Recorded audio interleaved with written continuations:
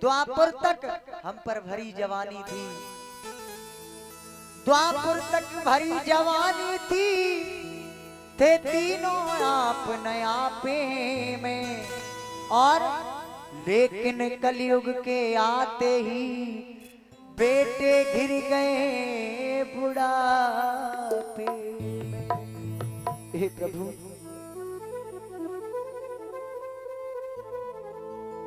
ऋषिराज बात है लज्जा की और मरने की खास निशानी है।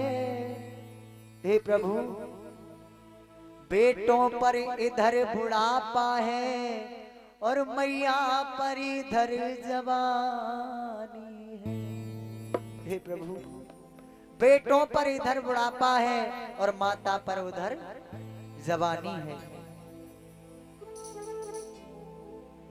हे प्रभु, जब मैं द्वापर में थी तब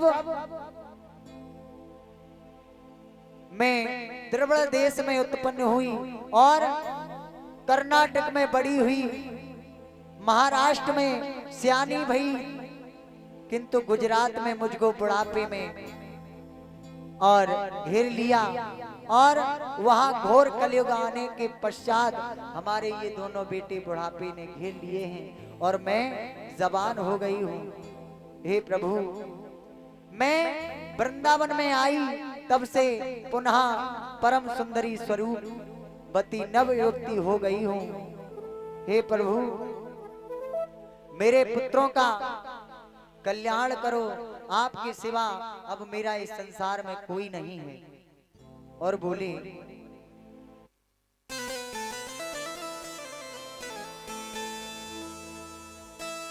और तब कह कर गबने उसी समय।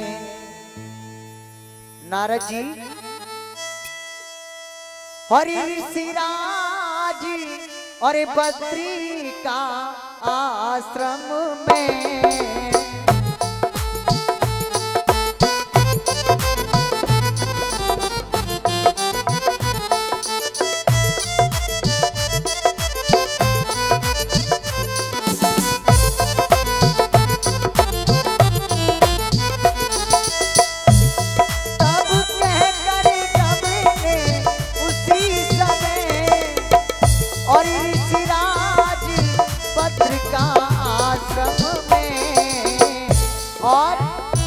दिन बीत रहे चिंताओं में और दुविधाओं में, समस्याओं में।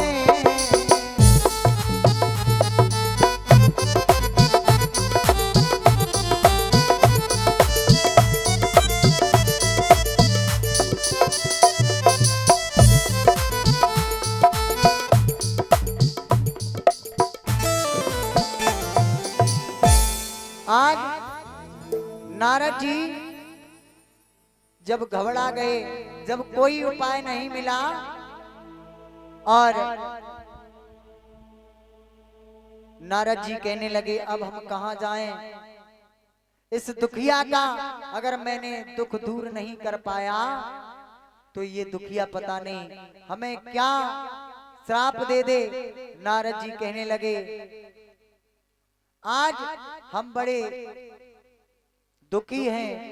एक दिन नारद जी जा रहे हैं तो उन्होंने क्या देखा, आश्रम में पहुंचे हैं तो सनक, सनंदन और सनातन संत कुमार ये चार भाई मिले हैं। तो उन्हें नारद जी ने प्रणाम किया और कहा, हे ऋषियों, मैं बड़ा दुखी हूं। एक बात है कि अगर मैंने, एक युवती है और वह यमुना जी के किनारे पर बैठी हुई रो रही है, उसके दो बूढ़े पुरुष हैं, अगर उसके दो बूढ़े पुरुषों को अगर हमने जवान नहीं कर पाया तो मेरी इस तपस्या का कोई फल हासिल नहीं होगा। इधर नारद जी की जब बात सुनी है तो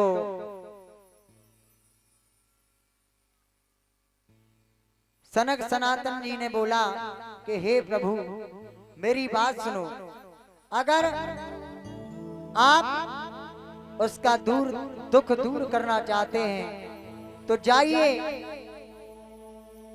उसे भगवान की कथा श्रवणपान कराएं। और नारद जी वहां से आए, भगवान की कथा को श्रवणपान कराया।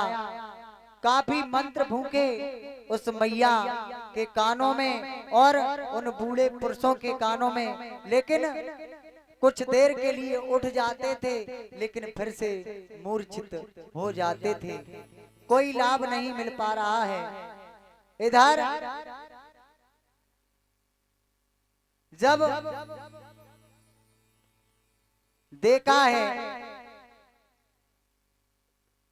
तो सनक सनातन संत कुमार जी ने कहा, हे नारद जी जाइए श्रीमद् भागवत का आप उसे चर्चा सुनाएं और श्रीमद् भागवत सुनाएं। इसे सुन करके वो दोनों जवान हो जाएंगे और भक्ति मां वृद्ध हो जाएंगी।